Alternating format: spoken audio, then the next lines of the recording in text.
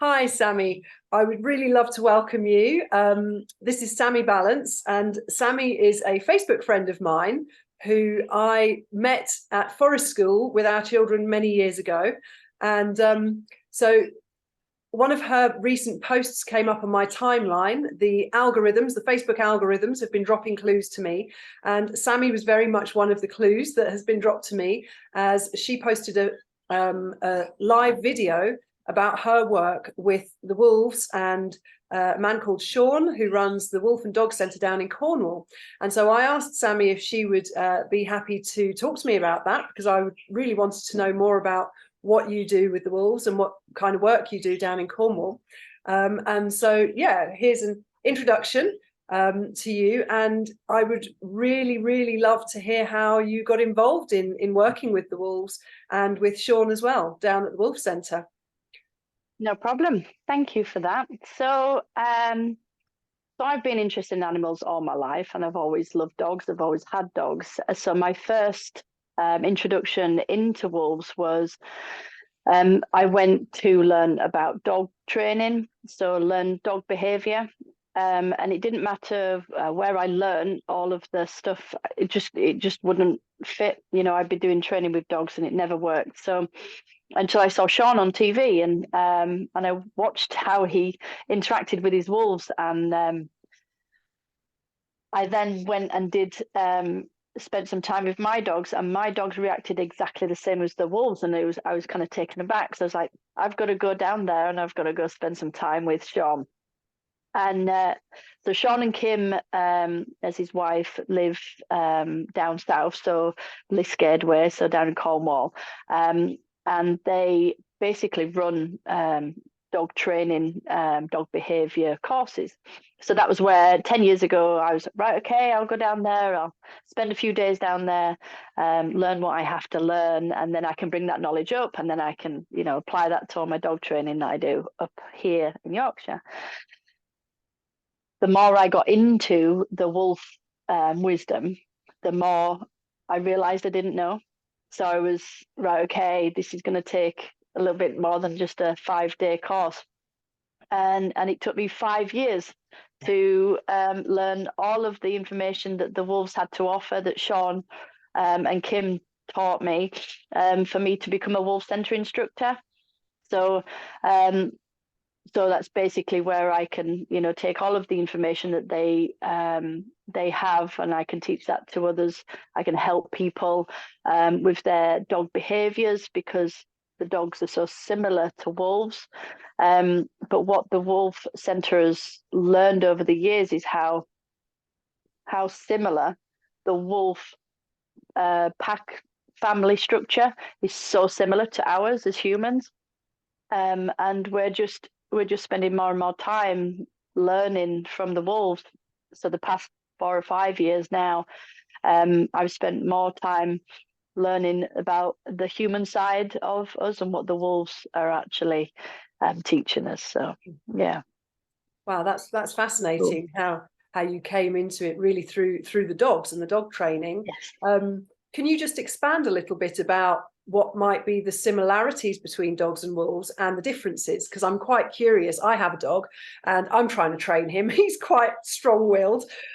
He's a mostly Doberman, and he's got a lot of wolf in him. He's a very good guard dog. He knows that guarding is his job, and he's very good at it. But when it comes to training, he's quite willful, and he likes to do what he wants to do. So I'm quite curious to know, what are the differences between dogs and wolves, and where are the similarities, and what kind of puts them in different camps as well? Yeah, so I guess because wolves haven't really lost their knowledge, the wild knowledge. The dogs know it's there, but they don't know how to apply it to human society. They're brought into our world and said, and then said, right, be a dog, be a wolf, and they're like, well, we can't in this environment. It's too restricted. And we condition them. We've bred these poor animals now to. We're almost extincting the wolf out of them, but the behavior and that inner wisdom is still there if we're willing to listen.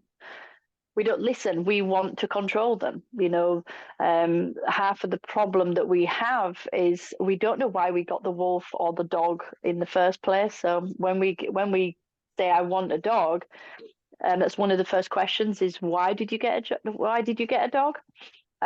Some people will say that it is for guard dog purposes. Some people will say that it's because they're lonely. Some people say it's because they've wanted one since they were a kid. You know, there's lots of different reasons. So that's the first thing that that I tend to look for them to find the right dog for them, or to try and weave out the characteristics for them to see that is what you know, that's what the dog is there for. So, for instance, in the wolf world, we have it's quite simple. They each have their own need. They each have they all want to feel that connection, and they want their safety, just as humans. So the connection with humans is exactly the same. We want that. We need the wolves or dogs around us because we want that safety. You know, they keep us safe. This is why we like protection dogs. This is why we like guard dogs. They make us feel safe. And then we have the male and female side of the wolves. They do very different jobs, and they all know that that's the job that they do. So they will have the males absolutely love protecting. They love that protection side. So in the male side of the column, you'll have a wolf who will protect the rest of their family, the rest of their pack. And the females make sure that they provide everything within that safety for the pack to thrive and survive. So in your position, with having I assume it's a male. Yes, he's a male. Yeah. So straight away, you're going to have that the protection side is going to come in. You're a female. He's going to want to protect you because you're quite sacred in the wolf world, and also in any herd pack mentality. Anything that has social connection and they all work together and see each other's importance, they'll all be they will all want to protect what creates, and the females create, you know. So if you get a pack of males, that is all that's ever going to be. There's never going to be a future in that, you know. So they understand how important the female role is in the family. So yeah, to protect, they have to raise the bar when there's females around. So they really do protect, and they don't like to be told by another female, this is how I want you to do that, because that would it kind of diminishes their masculinity, you know, that protecting element. Mm-hmm. So yeah, that's quite important. And also for you getting a particular breed would mean that because we have bred those particular talents, we've actually honed in and created different breeds for different purposes. Whereas in the wolf world, what you'll have is a litter, usually around 9, but it can be anything up to 11 or 12, you know, but the magic number's 9.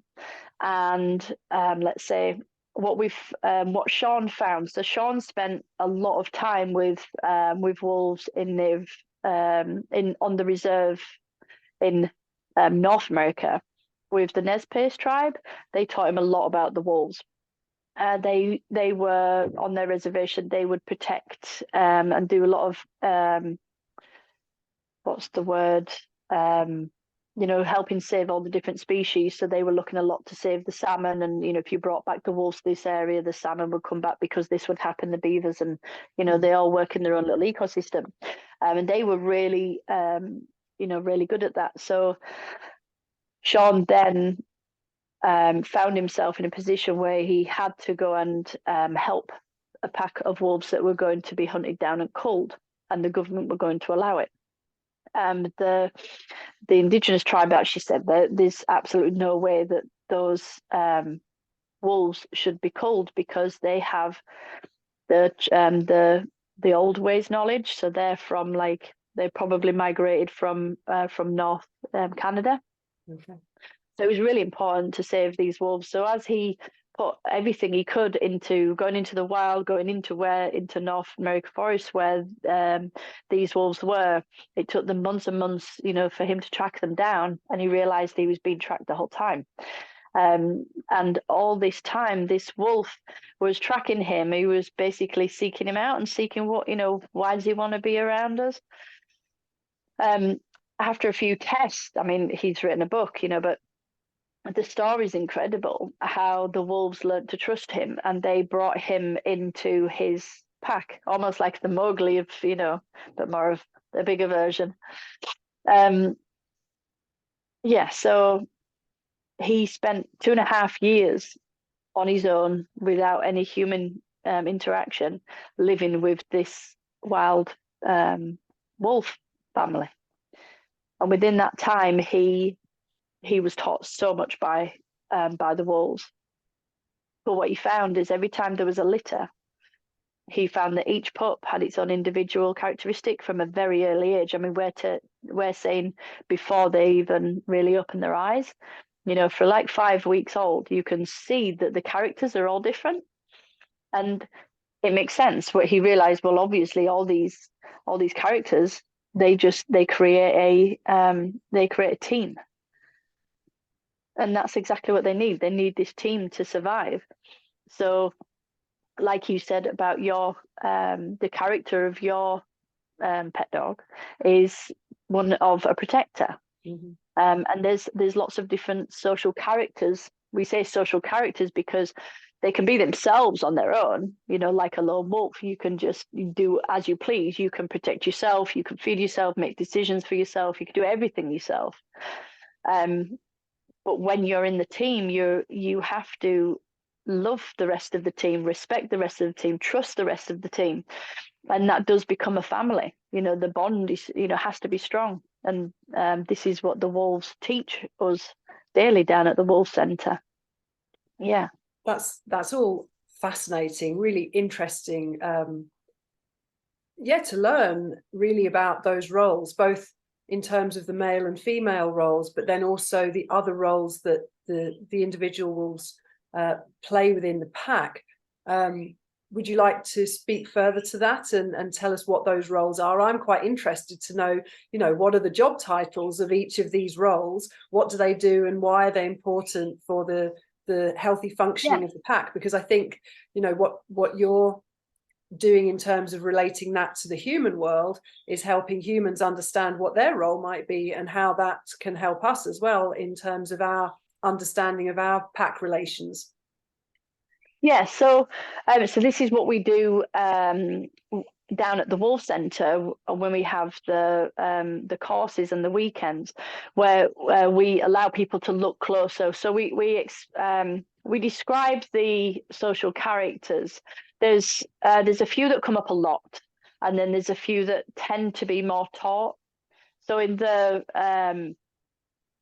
pack, you'll have a decision maker. So this will run on the female column and the male column. So you're it's not that you're not allowed to have doubling up of more than one social character, but that always creates competition. So if you was to have a male and female in the wolf world that make the decisions, they're the ones that they're clever. They hold the knowledge. They understand that they need to make decisions for the safety and the wellness, well-being of the whole family, so that they all thrive and survive. And what so these guys are, I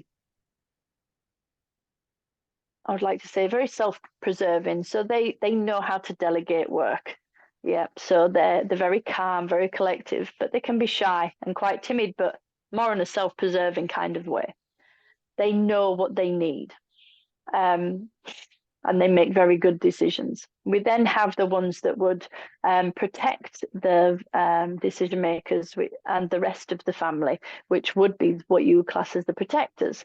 So these are the guys, you call them the doorman, you know, in that respect, you know, just looking at them makes you feel quite intimidated. You know, they have this stare that makes you, it doesn't draw you in, you know, you kind of, you stand back from that.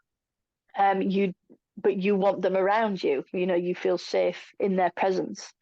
You then have social character that we would class as pro-social. So within the pack, you can imagine when they're out living in the wild, they really need to keep reconnecting. It's a constant reconnection because lots of things happen. You know, there's lots of decisions to be made constantly all day through the day. They can be injured. They can be out on hunts. You know, they can be out traveling, doing the perimeters. They can be looking after the pups. Things change, and when they come back together, they have to be able to work well as a team. And the pro-socials are like the glue within that. So they people kind of describe them as the fun ones, you know, of the group. But they, you know, they're quite goofy, but they have such a soft energy. But what the wolves do is they read so well everybody else's energy, and they're so forgiving of that energy. It allows them all to come back and to keep the group from falling apart. I would say, you know, they're very sensitive to any changes. Yeah, and then you'll have the testers that are very much, if there is a problem, they'll find it and they will highlight that. They can be quite stressful, you know, in that respect. But it's needed, because if there's a problem in a pack and you have a protector that's ill and they're sleeping on the job because they're not well, if everybody's like, yeah, it's okay, and then they get attacked by some bears or another wolf pack, then what you'll have is the whole pack's gone, you know. So what we find is there's always one that tests, and are you okay? Are you okay today? Are you okay? Are you on your game? Are you on your game? Are you on your game? And you get that relentlessness, you know. It's quite a high energy from that those wolves. Going back through, I'm just thinking there's obviously the nannies, you know, that lots of them, they're really caring, they like to like spend time, and they're very wise and patient. They like to spend time with the pups, but they can be other social characters as well. So like us, when we might become a grandmother. Not all of them, you know, not all grandmothers get to do that job well. But these nannies, what they'll do is they'll take on that role. I want to do this. I'm good at this. You might have,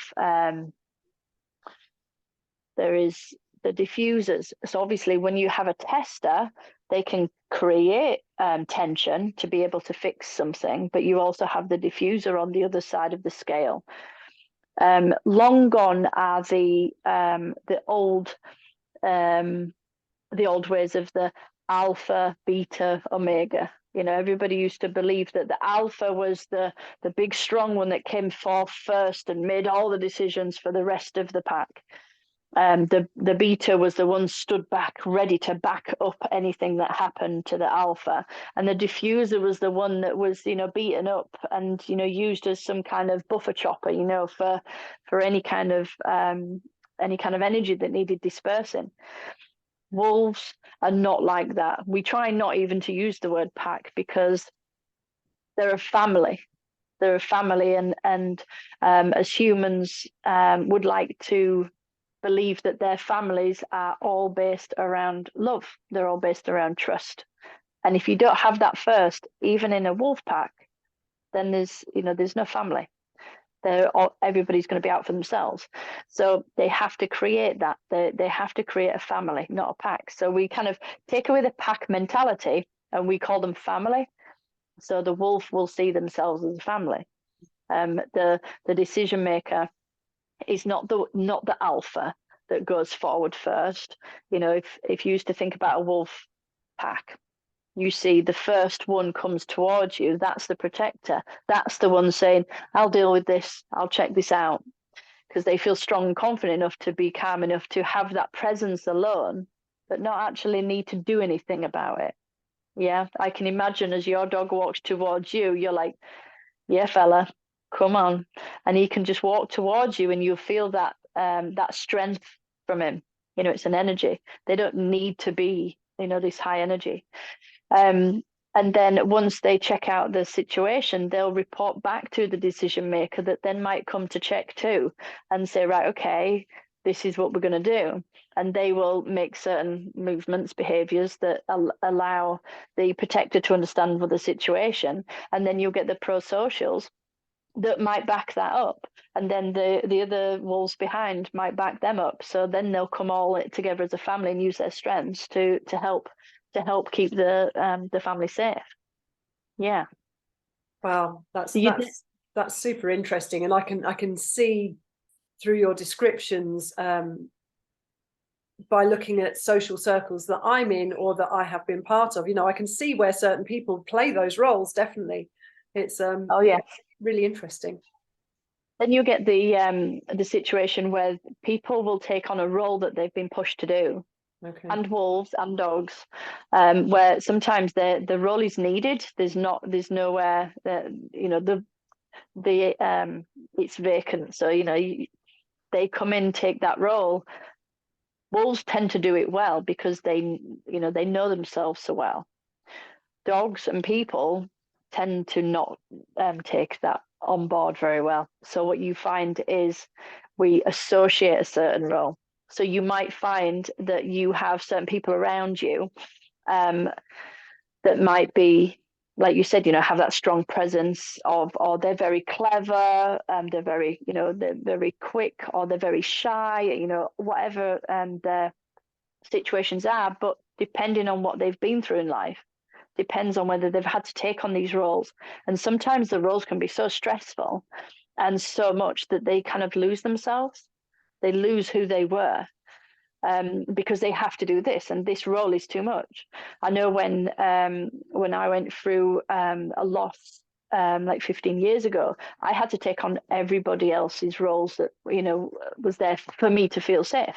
You know, I had to be the protector, I had to be the decision maker and the diffuser and the tester and the pro-social. You know, I had to pull all of these social characters together to be able to feel safe and to keep my family safe. It's only once you start to put yourself into a position, you create your environment to feel safe, then you can actually start peeling off these characters and saying, I don't need that part of me anymore. And that's what the wolves, when we're down at the Wolf Centre, that's what they teach us.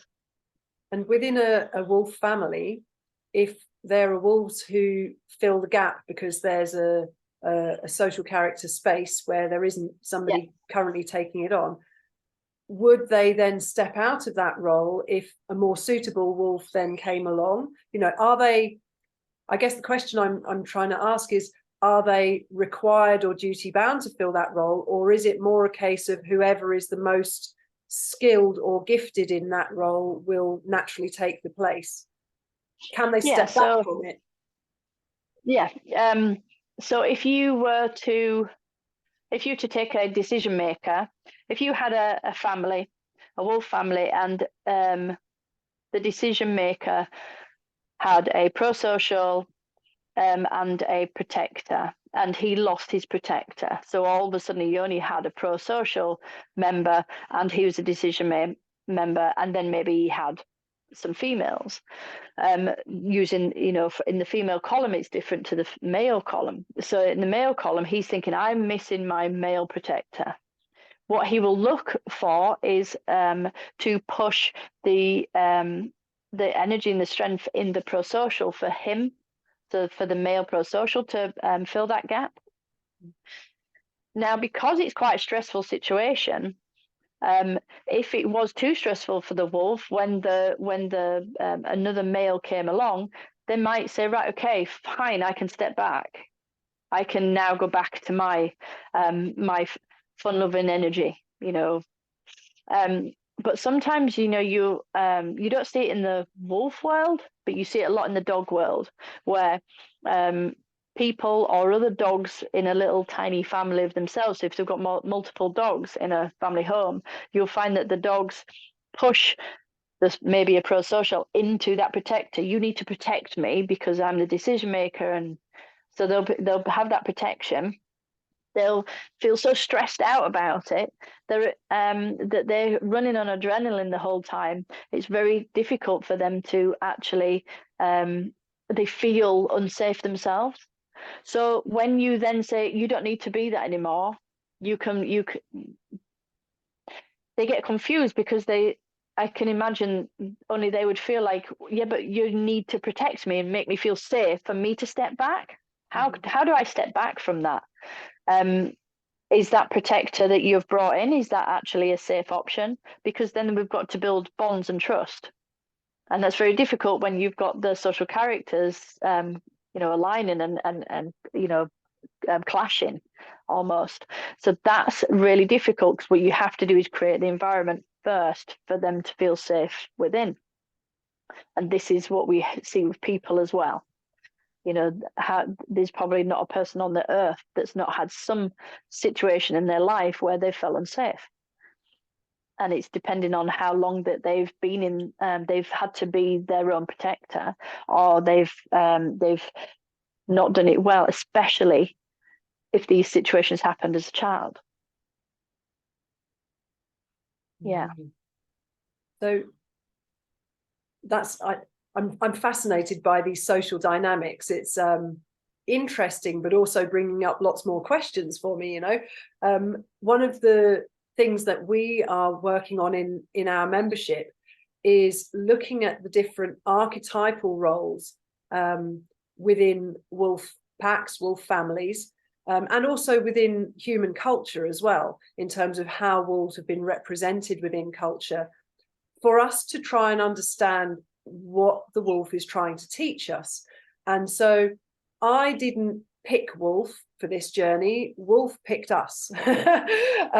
Much like Sean found that he was being tracked in the wilderness when he thought he was tracking, that's kind of what's happened to me on this journey. Oh, yeah. I was told I needed to start a treasure trail, and I said, okay, then let's do that. Who wants to come and help? And Wolf turned up. And then I found out that Wolf's been guiding the whole thing all the way along. So there's very much that kind of energy going on. But Wolf really wants to teach us through myth, story, archetype, and social roles speak to all of those things, because all of these archetypes really are social roles of different kinds. And what I'm finding coming up, and what my members are finding coming up as they're taking this journey with Wolf and opening the doors to receive whatever wisdom and knowledge and medicine Wolf wants to bring, is that there is a lot in there around polarity and duality. So the male and female roles and archetypes, light and dark, the white wolf and the black wolf, the hero and the villain. All of these kind of duality archetypes are coming through very, very strongly, and different ones for different people, but there's definitely a theme around duality and polarity. So I wonder if you'd like to speak to any of that and see what jumps out at you that you'd like to respond to. Okay, yeah. So I think I'm just trying to work out how that would. When we spend time with the wolves, the first thing that we have to find is the balance. So we can't. I think we've mentioned this before, but we can't have an agenda with the wolves. And the one thing that we find when people come in and spend time that have not been in with wolves before, they have an element of excitement, but the first thing they always say is that it goes back to their childhood. That they have a fear of the wolf, of what the wolf is capable of. Generally, going back to it, the wolf always being the villain. Typical example is Red Riding Hood. And for some reason, they're feeling like they need to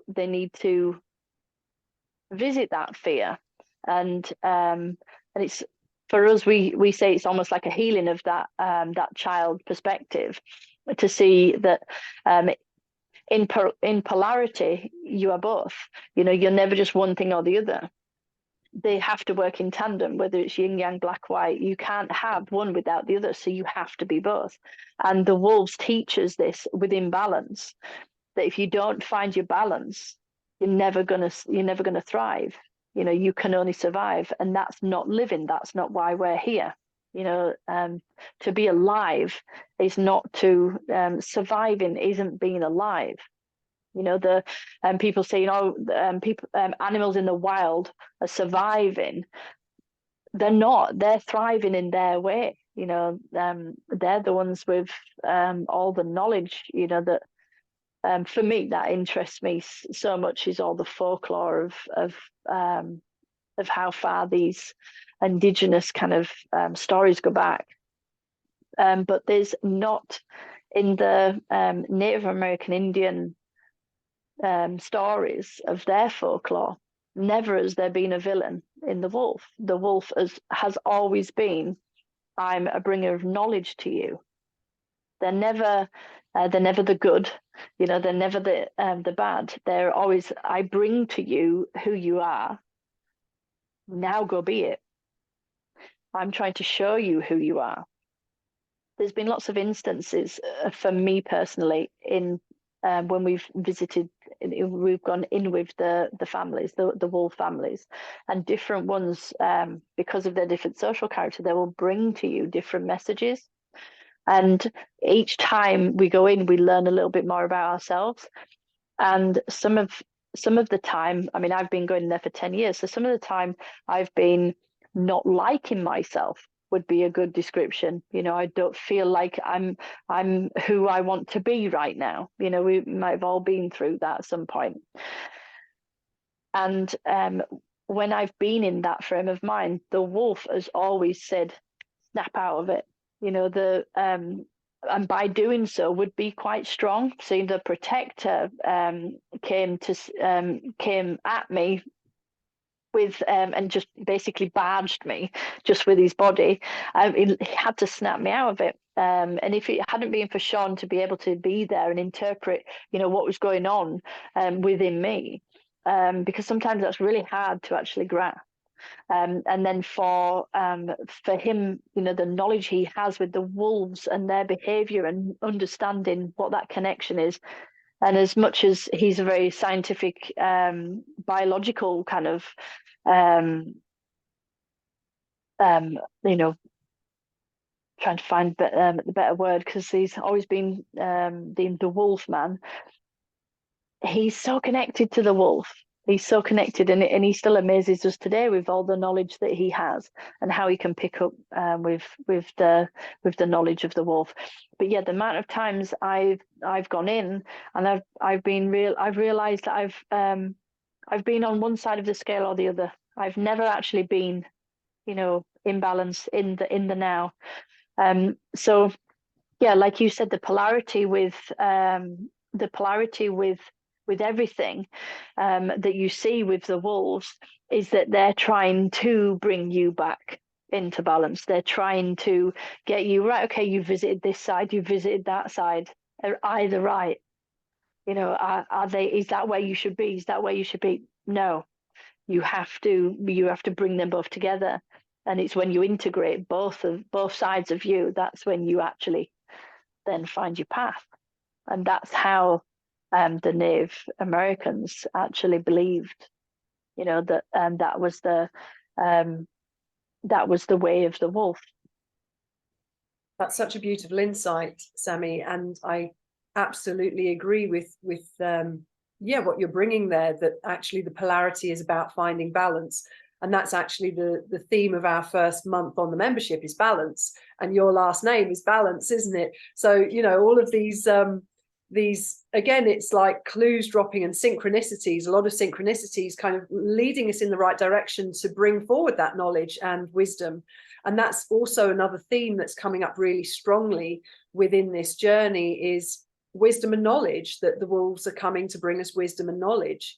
and self-knowledge, very much so. So this whole idea of the treasure trail really being a vision quest around knowing the self and discovering the self, and being led on a trail which may look like an outward trail from the outside, but actually it's an inward trail to discover who we are and, you know, where we are in relation to our outer reality as well, and seeking to find that balance so that we can know ourselves truly in power and strength and beauty as well. So yeah, thank you for making that, bringing forward that insight around the polarity being about balance. And that speaks to as well one of the themes that's come up in the membership. One of our members has got a beautiful tarot deck that is full of wolves, and there's a card called the Chariot in the tarot deck, which normally shows a white and a black horse pulling in different directions. And it's all about self-mastery. It's all about reining in the horses and bringing them into center, and it's mastery of the self, but the horses represent being pulled in these two different directions of polarity. And in her cards, it's a black wolf and a white wolf that are pulling in these two different directions, but ultimately inviting us to bring ourselves to self-mastery in that point of balance. I'm curious to know what you, on a personal level, feel like you have gained the most from the wolves. What is the thing that you have learned or that they have offered you for your own personal healing path? What's the medicine? What's the most valuable medicine that they've given to you, Sammi? Wow. Right. Okay. So yes, lots of healing. It's been a long path, and I always akin myself to an onion. As soon as I've peeled off one layer and had a good cry, there's always another layer to be going on with. And I find that spending time with the wolves, they do that, but they do that in such a such a protective way that you feel cocooned and you feel seen and you feel heard by them. I think one of the biggest, so I suffered loss from a really early age. So a lot of my healing journey always felt like it was done alone. And I know for a lot of people that can be quite painful. And what I found when I felt that there was a layer of the onion that needs to be healed, it needs to be seen, you know, and I needed to, you know, integrate that part of myself again, was whenever I was with the wolves, they would allow me to feel that, you know, they would push me to feel that, and show me a path that was easier, so I wouldn't have to keep revisiting. Again, like I said, being in the balance. The biggest lesson I would say the wolves have taught me is the amount of strength I have, and to trust it.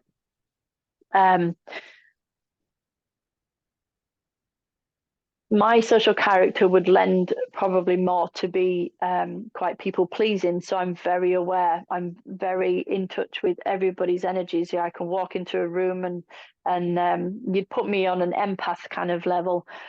And I want to make my environment safe. You know, that is what I do. So if I can keep people happy around me, then I'm safe and I'm happy. And what the wolves taught me was not to fix your environment for then to keep yourself safe and then for you to enjoy life and to thrive, would be to find that inner balance, that inner trust of trusting myself, trusting my own judgment, trusting my own strength, trusting my own knowledge. And that once I find that, then the world will be safe. And that's been only recently, only the past couple of years, have I actually felt that strength that I have.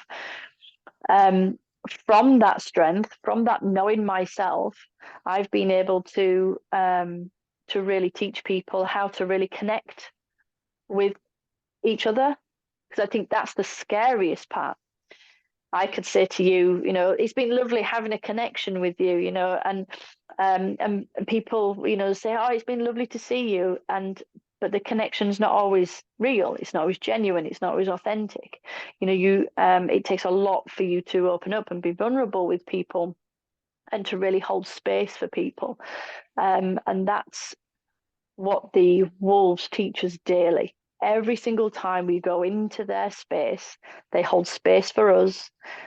They take us for who we are. We could be we could be going into that their space and be completely, oh, I'm so annoyed with this, I'm so upset with this, I'm so angry, and I'm so shut off and cut off. For them, that's a potential danger. That's a huge threat. But still, they say, right, okay, we'll hold space for you until you find your peace, and that's what they constantly do for us.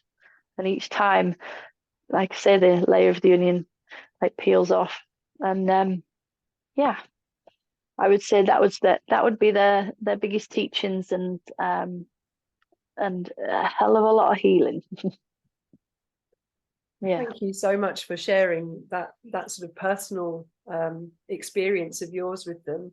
What you were saying there really speaks a lot to me around community, and how we as humans in certainly modern Western culture have lost, I think, very much our original sense of community, structure of community, cultural glue and cohesion, which it sounds to me like the nature and the essence of the wolves in their family unit is a big teaching around how we can connect again, how we can reconnect as humans to our community, giving each other space to actually process our stuff, but also giving support and affirmation.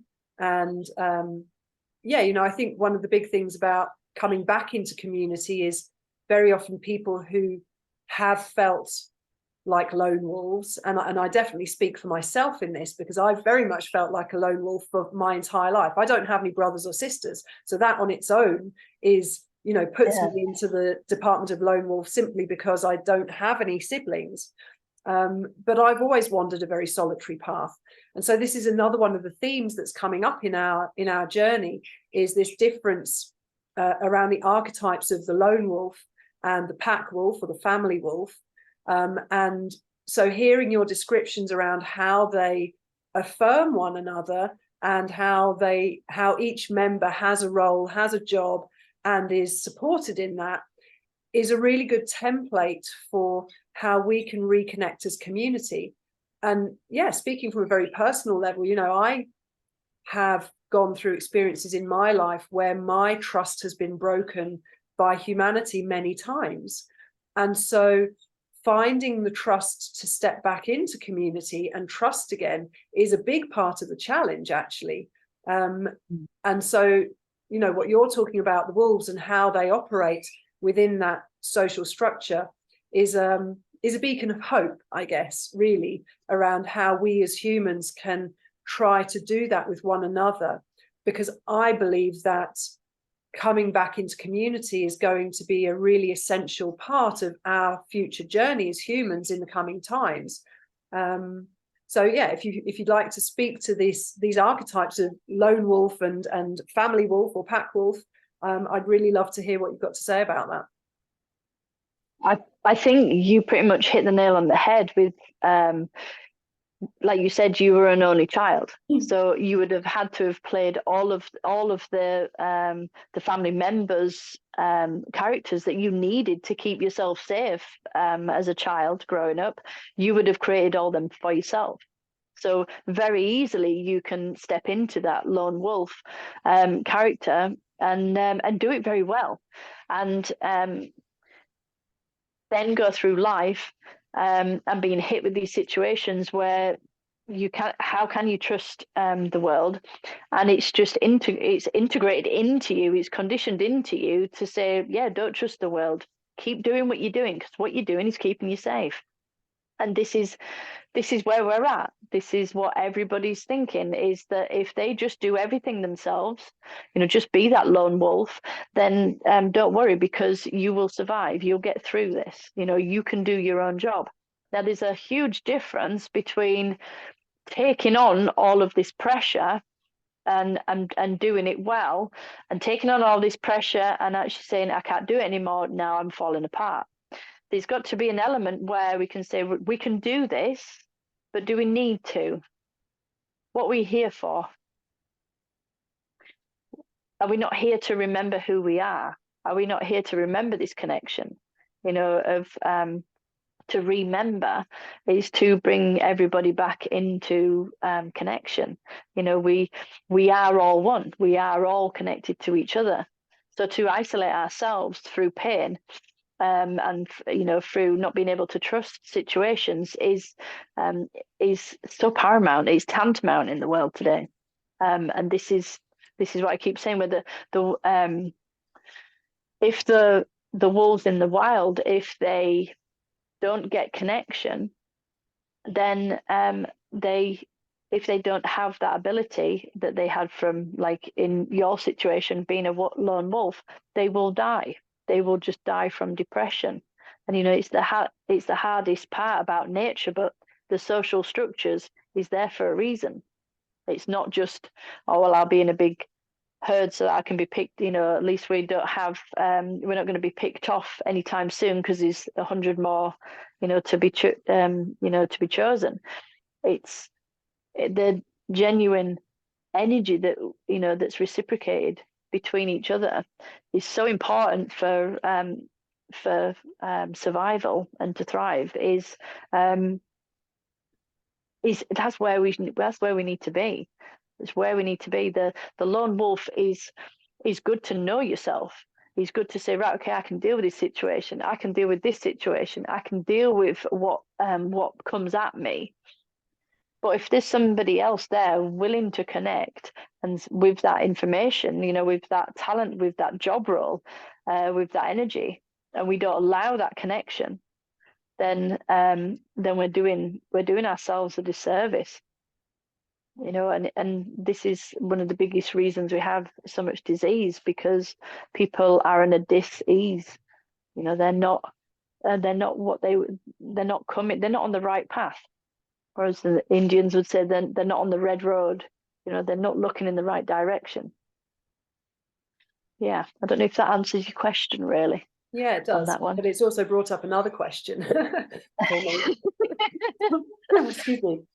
Which is what you were saying there about in a natural setting, if a wolf is on its own, it's going to die of depression. So I wonder if you can speak to that dynamic a little bit in terms of why a wolf may leave a pack to begin with, whether it's voluntary or forced, or what the purpose or the reason is, and what the path would be to reintroduce or create its own pack. I'm interested to know what the natural path of the lone wolf is, both in its shadow and its light. Okay, so the natural, so there is still deception and mistrust and judgment in the wild, in the natural world. A lot of people say there's a lot of human behaviors that don't actually happen in the wild. The main aspect is to keep everybody safe so that we can all be able to thrive and be able to grow and to learn how to adapt to this environment. That's the main aspect of being on a third dimension in that respect. What the wolves would do, you'd have a family, and the females would decide, right, okay, we're gonna increase the size of the family, and she may have all of the members that she needs in a family. She has some more, and then there may be another female decision maker is born in her litter. So she would be having these litters and these offsprings she might be foreseeing that there might be potential danger where she's going to lose some of her wolves. So she might be wanting to take them and migrate them across the plains, and she feels that they're going to lose some. if over the year's time they haven't actually lost any wolves, then these offspring are going to be coming into maturity. So as they come into maturity, they're trying to find their place in the litter, in the family. And if there's already a place taken, they'll feel like there's no job for them to do. If they have no self-worth, we all know what that does to the human society. So if they have no worth in the family, there's no need for them. What else did they do? They either fight with the other members of the pack to try to take that place, but that's not going to help because that's not what the family's about. Or they can go off and find their own family. So that's generally where you get the lone wolves from. So they will say, right, well, okay, well, I have this knowledge. I'm a decision maker. I'm quite clever, and I've actually, I've come from a strong background. Maybe the DNA from the father was a protector. Because she chooses wisely who she actually breeds with. It's never just, I'll breed with you because you're looking, quite handsome on this Thursday evening. It's not like that. Everything is taken into consideration with these females. So this, the one that feels confident enough will say, right, okay, well, I'm going to leave. I'm going to let you get on with your family, and I'm going to go make my own family. I'm going to make my own pack, and I'm going to make my own decisions. And I know exactly where I need to go because all the boundaries are already checked out with all the other wolves and wolf packs around the area. So, but they might travel for a long time. It might be a year before they decide that they're going to go and find their own. They don't just kind of say, right, okay, I'm going to take this one from you and this one from you. They might, this is what howling's about. One of the reasons why they howl would be to see if there's any vacancies in another family away from them. They all have different howls, so they will howl and they'll listen in to see if there's another pack that howls back. They'll know, right, okay, oh, there's a position going spare there, there's no protector. And then they might ask for trust, to go into that pack and take that vacancy. So the lone wolf thing usually just is a small, supposed to be a small time frame. It can be that that humans have interfered, and that's why you get, there's a lack of knowledge there, and then there's more of a trust issue, and they would prefer to be on their own, which again can be like the humans. They feel connection, they feel lost. They don't hold on to things like we do. We might hold on to grief a lot longer than they do. I lost my husband, and I grieved for years. It took me a long time. I felt to really feel like I'd taken, I'd gone full circle and kind of joined the loop. Whereas in the wolf world, they will howl for 5 days to ask that wolf to return, and if they don't return, then it's like, right, okay, the decision's been made, we move on. And the grief stops. They have to be back in the game. Yeah, that was me going off on another tangent there. No, that's good. I like it. I like it because that's a fascinating insight into a natural grief process, in nature. And that's been very present for me this year. I lost my partner of 12 years and the father of my children in February. So I've been going through that journey, and also being in Guatemala here with the indigenous Mayan people. They have very strong rituals around grief, and they have a 9-day grieving process where the family is held by the community. The community comes to the house. In fact, it's normally out in the street. The street gets shut off, and there are tables out, and everyone eats and sits and holds space for the grieving family. And that happens for 9 days.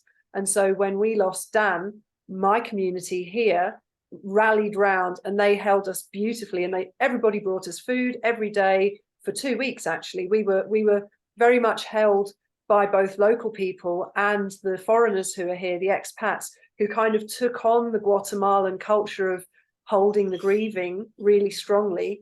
And so we were held beautifully, actually. And that went on for 2 weeks for us, although the official number is 9 days. So it's really interesting to hear what you're saying about the wolves having a set period of 5 days, and then they move on. You know, it's just fascinating to see how nature deals with these things, both around the social dynamics of it, as well as the necessities that life forces, really, in order to make you move on. Yeah, life is movement. You are constantly moving. Everything is a movement. Never anything stays the same. Yeah, we're all in moving phases. You cannot stay in. You know, like I said, one of my healing journeys was I was staying in the grief cycle. You know, and it was something that I needed to be, you know, it needed to be brought out into the surface, you know, so that I could see what I was doing, you know, on this perpetual cycle. But the way I needed it to be doing, and the way I needed to be doing my own healing was for somebody to hold space. I needed that encompassment from the village, you know. And but for me, it wasn't. I didn't get that. So that's where the wolves held that space, and you know, that's where I got the healing I needed from the past few years. So I very much appreciate that. Yeah. That's amazing, isn't it? I mean, it really sounds to me like the wolves that you work with, that you've created this strong bond with, are being very giving of themselves and how they work and operate as a group, as a family, and are quite welcoming to the humans to actually be included within that and given what they need when they're missing that from their own lives. You know, it sounds like almost like an adoptive family opening themselves up to receive humans who don't have that kind of family or structure around them. That's quite important point, because Sean often is questioned on, you know, why do you have wolves in captivity when, you know, you lived with wolves, you know what the wolves need, and the part that Sean, you know, always thinks, yeah, you know, that kind of looking at it from that perspective, he always wonders why these wolves always come to him, because they're always wolves that he can take on and look after. You know, a lot of them have been more or less rescued. You know, there's been a situation and he's taken them in. But then this year we had his own litter. The wolves decided to breed themselves. So what he's always said was, these wolves have come into Sean's life knowing Sean was the bridge between the wild and the human society. And because he was able to do that, it's almost like a repayment of, now they're going to be the bridge. They're going to be the ones that to help the humans. Because until we start helping and healing the human nation, the wild is always going to suffer. Yeah. This is why he's doing the work with the veterans as well, which, you know, is like you said about the warriors. You know, that's definitely needed. You know, we need to hold space for these people. We need to help give the healing, you know, that they most definitely need. You know, I mean, I'd love to pick up on that point that you've brought forward there, Sammi, which is another archetype that has been coming forward very, very strongly, both in our membership, but even in my own personal healing work, the ancestral healing work that I've been doing, and also my client work as well with other people who want to work with me. This theme of the healing of the warrior wound and the healing of the patterns of warfare are coming up very strongly. And, you know, we only have to take a very quick glance around our world to see that these patterns are coming up very strongly now in our current time as well, to be seen. But I very much believe that they're coming up to be seen, to be healed, to be cleared, and to be addressed. Hello, Tiger. Mommy. Yes, my love. I love you too. You like what I made? Yes, I do. That's lovely. You go do it downstairs. That's lovely, Tiger. This is Sammi. Say hello to Sammi. Hi, Sammi. Sammy's Hi, a wolf Tiger. lady. She works with lots of wolves. No, you're not sitting on my knee because I'm talking. No, no, no, no. Go on.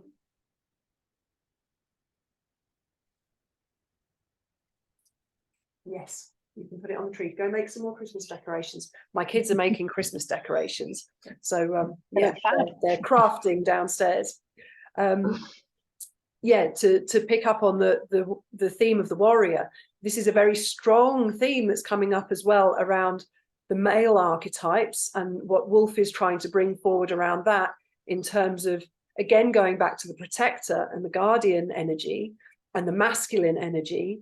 But also Wolf is offering healing here. I can feel so strongly that Wolf wants to heal these wounds of the wounded guardian, of the wounded protector, of the wounded warrior. And so I'd love to hear what you'd like to share about the work that you're doing with the veterans at the Wolf Centre and how that started, and yeah, what the essence of that work is, and why you feel so strongly called to do it. Okay, so these are part of the because I'm up in Yorkshire, I tend to visit the wolves as much as I can throughout the year, and I cover the Wolf Wisdom weekends, the retreats, which we can talk about after.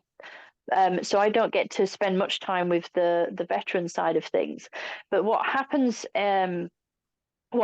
when the veterans go down to the Wolf Centre is that because Sean is an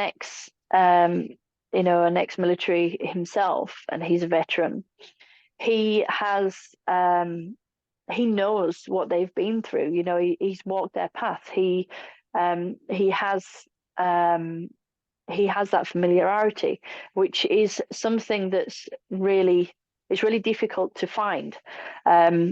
In a therapy session for these veterans, there's obviously there's a lot of suffering of PTSD, and extreme cases of healing is needed.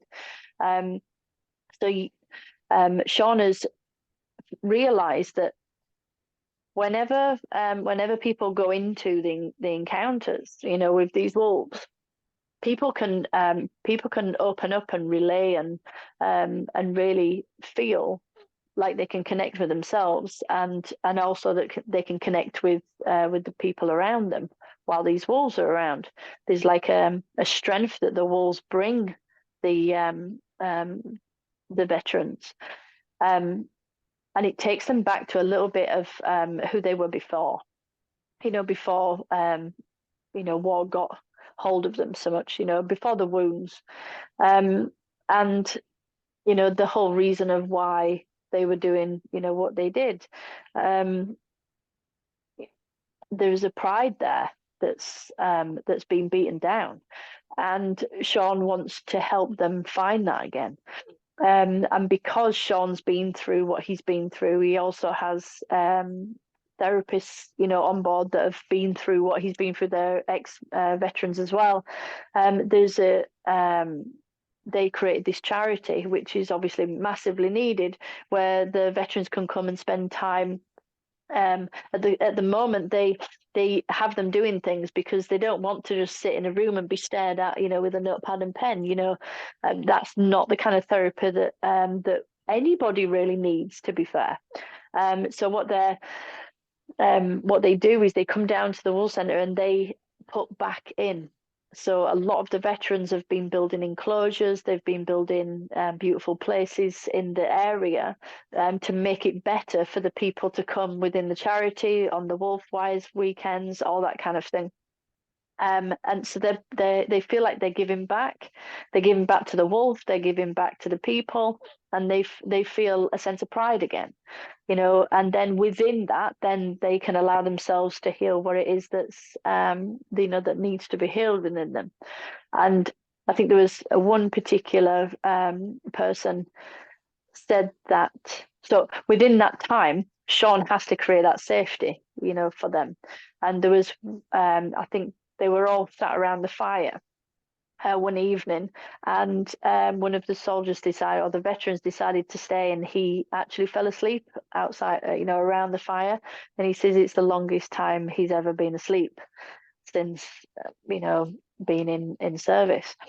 So that rings massively for us and for Sean, that what the wolves are bringing is that sense of peace, that safety, that protection, those circles of safety that is massively, it's huge, it's just really big. So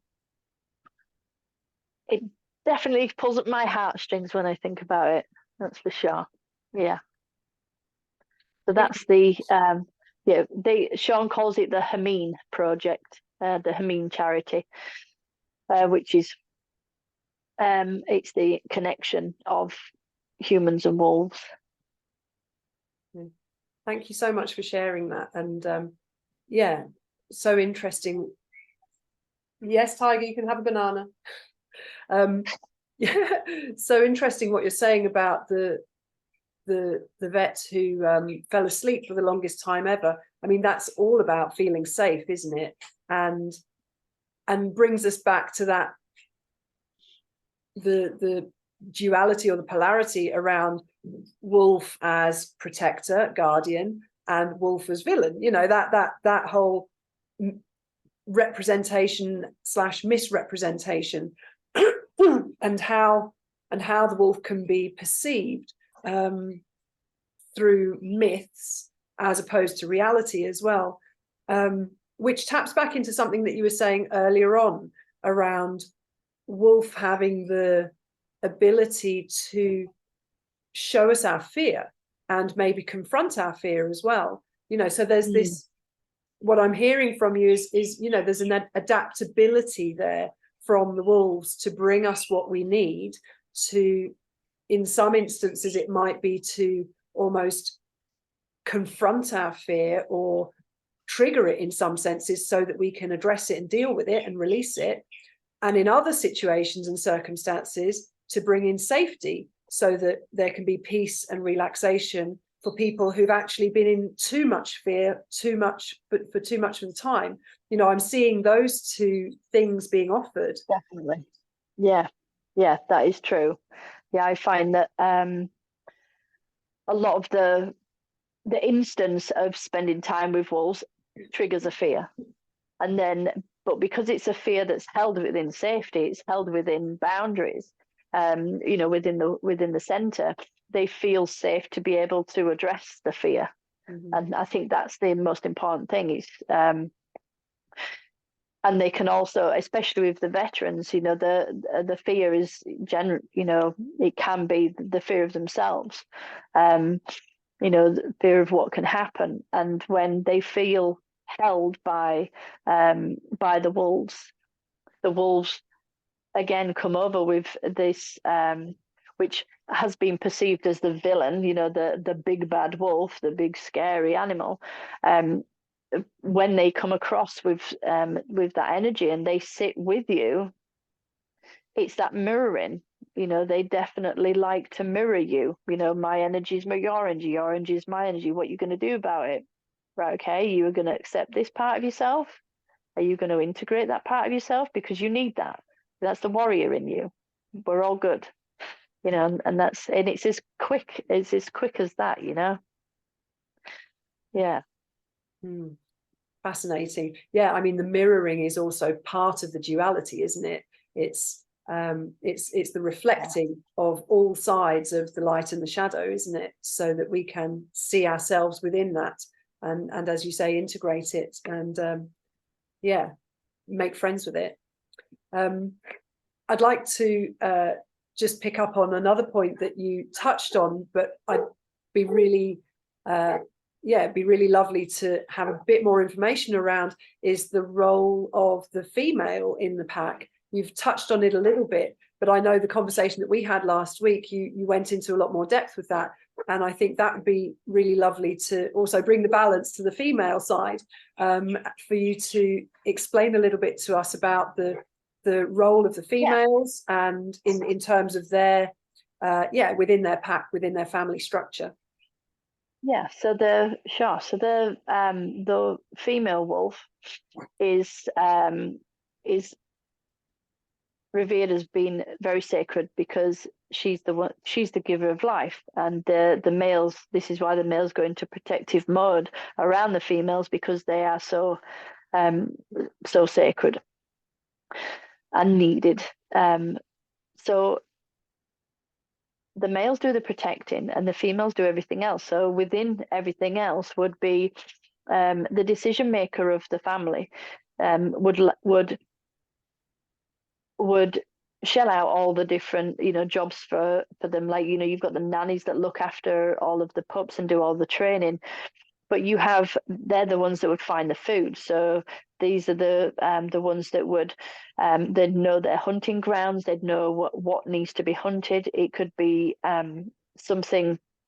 There's a very, very interesting story that Sean worked out of again, the villain scenario, snipping back, but where the biologists always said that when the wolves take, you know, as soon as all the springers come and all the animals are out, they take down a member of the herd. They always take down the young or the old.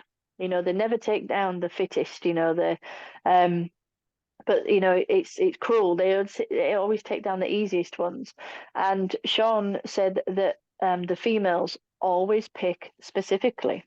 They will even they will pick specifically what disease that the old ones may have had, and she'll be sniffing that through the scent on the leaves as the elk or the moose or the deer were tracking through their ground. You know, she'd be very clever on what she would be and how she would approach the hunt. After breeding, so after she's had her pups, at some point she has to get to a place where she can bring out these pups into the family. And because wolves are obviously quite, you know, strong and, you know, unforgiving with their energy at times, bringing some tiny little wolf pups can be quite worrying. So what she needs to do, she needs to calm down the pack.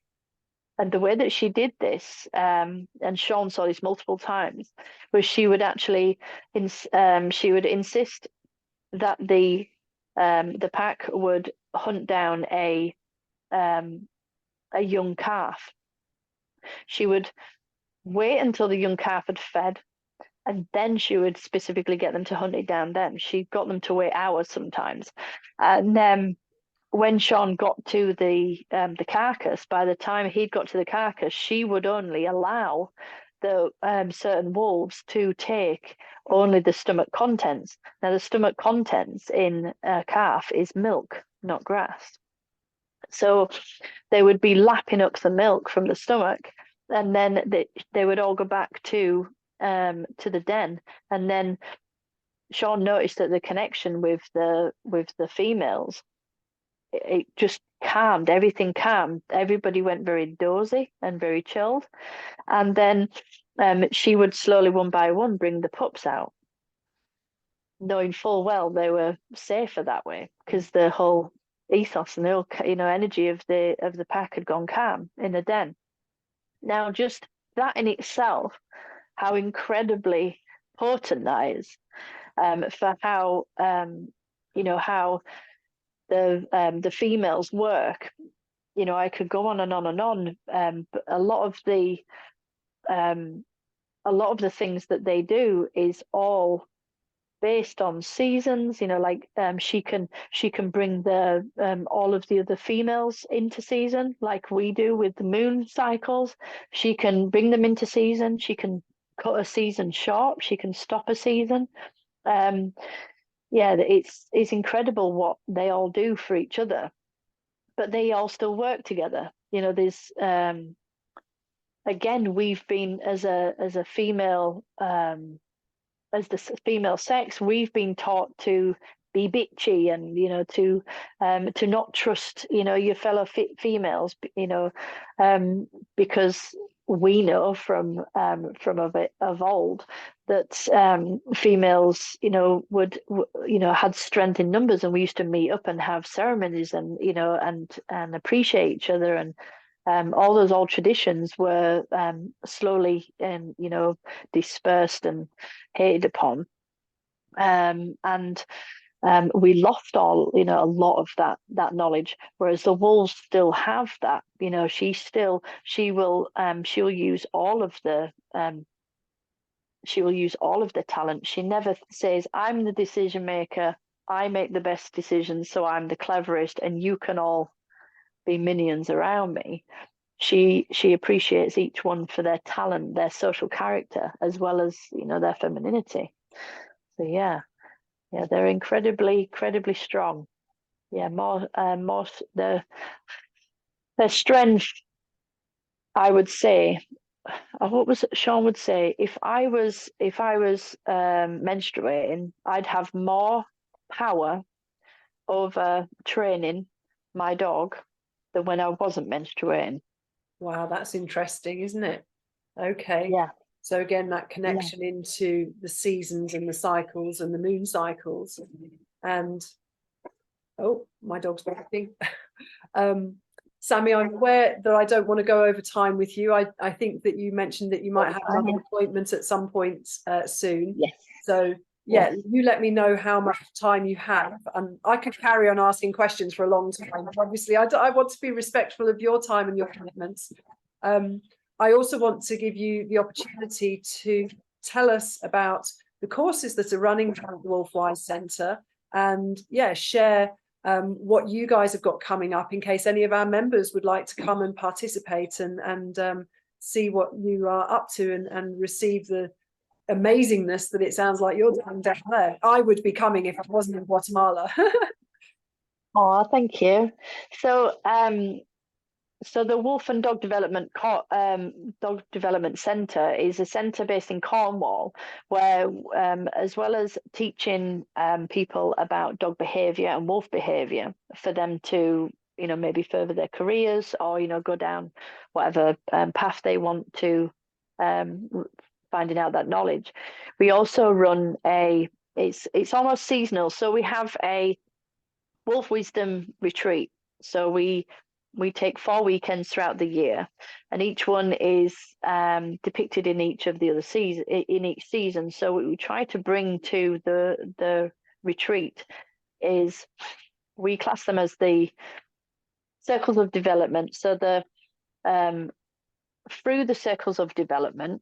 So the first, you know, like humans, the first weekend we have where you will spend the weekend with us, where we're meeting your needs.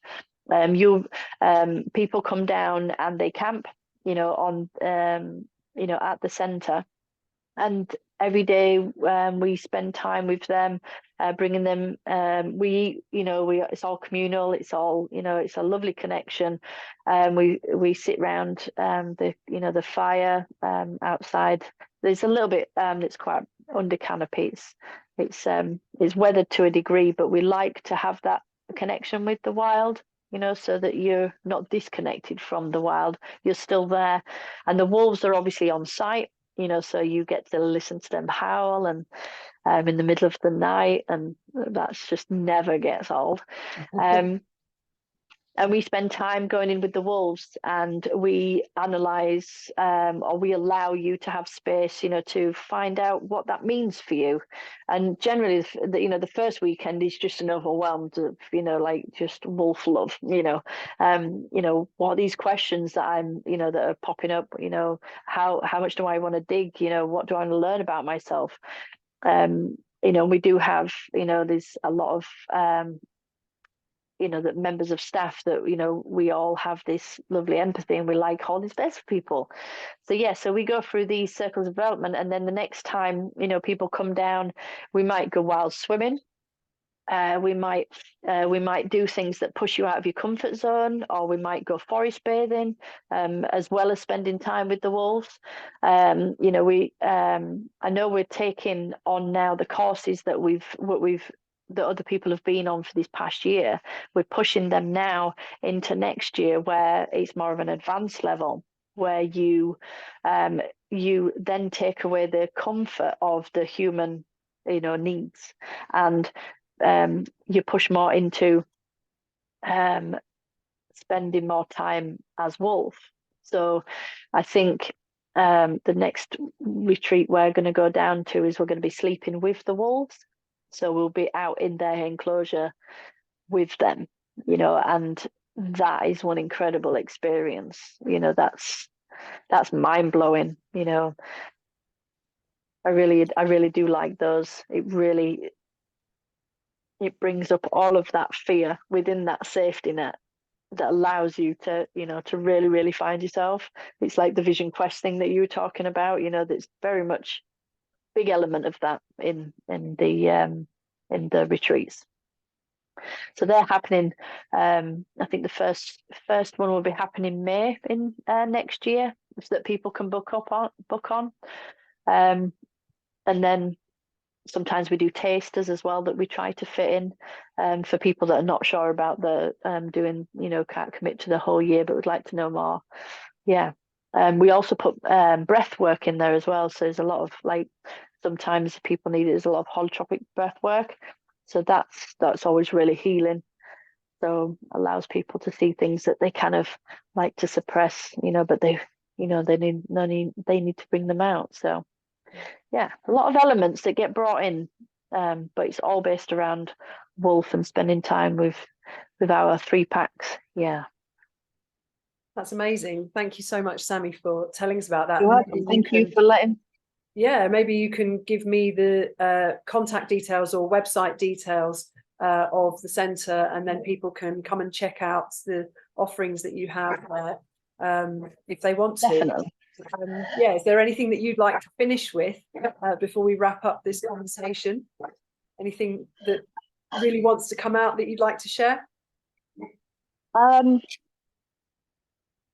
No, I think yeah, you touch on so many things. You know, you definitely like yeah, I'd like to just thank you for holding space for me, because this has been one of my first interviews on the Zoom thing. So, you know, I really appreciate how you've run this. So I'd be really interested how you run your events. You know, your treasure trail will be pretty much pretty awesome. I love the connection. You know, I just love to connect people, and so thank you for doing that. Oh, you are very welcome, and thank you so much for coming and sharing your experience and your wisdom and your knowledge that you've learned and gained. I would love to have you in our group if you'd like to come and join our Shamanic Treasure Trail as our resident wolf expert. If you want to come and be our guest on the journey, that would be awesome. Then you're very, very welcome to do so, and I can get you signed up and into our group. Yeah, when we'll have a chat after I finish the interview, and we'll work out those details. How about that? Brilliant.